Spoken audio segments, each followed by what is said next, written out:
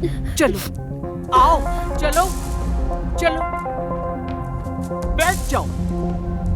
देखा देखा मेरी बहन को, क्या हाल हो गया इसका। आज से तुम मेरी बहन को खिलाओगी और पिलाओगी और इसका हर तरह से ख्याल रखोगी। याद रखना, तुमने जरा सी भी सुस्ती दिखाई या तुम्हारे चेहरे पर नागवारी देखी और तुम्हारी वजह से मेरी बहन को कोई तकलीफ हुई तो मैं तुम्हारा जीना हराम कर दूंगी। तुम्हारी भलाई इसी में है कि मेरी बहन का अच्छी तरह से ख्याल रखो। अगर नहीं रखा ना तो मैं तुम्हें मार दूंगी, समझ गई तुम?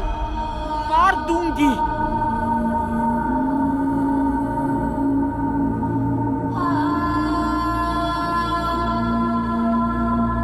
और हाँ, अभी इसी वक्त मेरी बहन के पांव साफ करो।